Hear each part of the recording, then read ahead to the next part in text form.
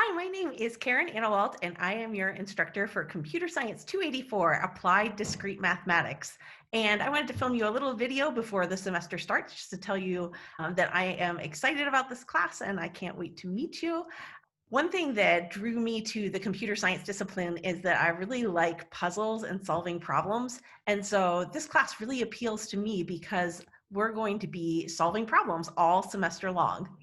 Now, some of you may have had math classes in the past where you learned lots of theorems or truths and you learned prescriptive steps, but you never got to the why are we learning about this? How does this actually apply to solving problems in the real world? And one of the things that I think is the most exciting about this class is that every single thing that we learn about is going to be really applicable and help you to solve problems in the computer science field. That's why we call it applied discrete mathematics, because everything that we're learning about has applications and we'll be able to see how they're useful in solving problems that are related to computer science. Another reason that I'm really excited about this course is because we'll be using the flipped classroom style of course delivery. And that means that it'll be kind of the opposite of what you might be used to in the traditional classroom. Traditionally, in computer science classes, you spend a lot of the joint time where we're all together listening to lectures and learning about specific techniques.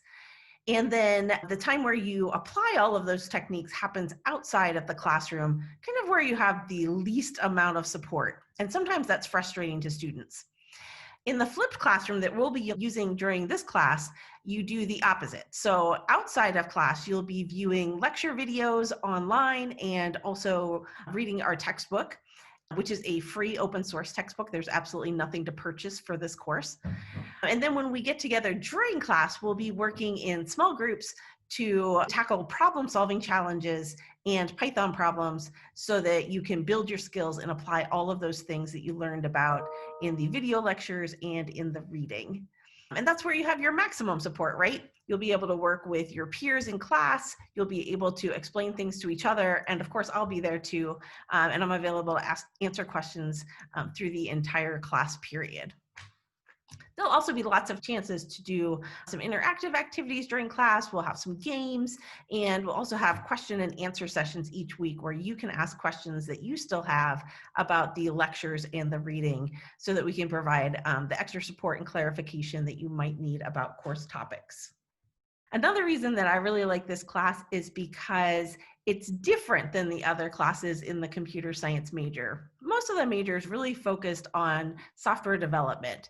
And so while this course builds your problem solving skills and will help you be a better software developer, we're not strictly coding focused. We will be doing some programming problems in Python, but it won't be the major focus of the course. The major focus of the course will be on the various mathematical ideas and how they apply in the computer science field.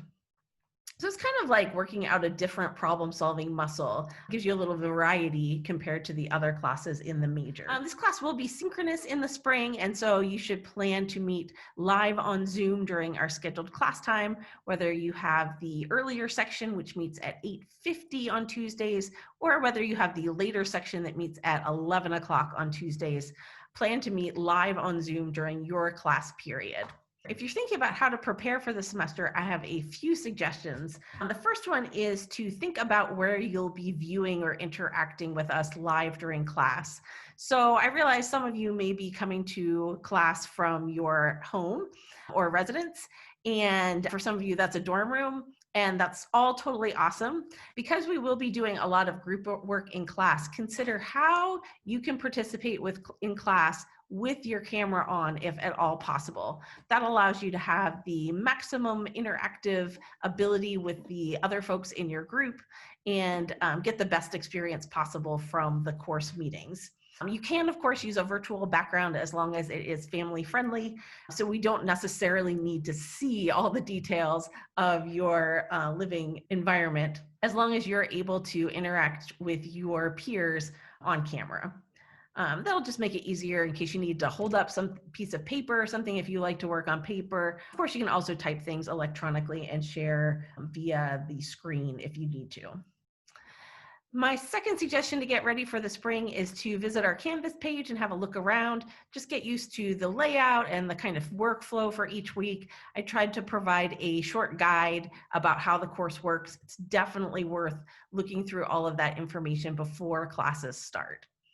And then finally, we'll be using a software tool called Trinket.io to write our Python programs, and there are instructions on Canvas about how to sign up for that service. It's completely free.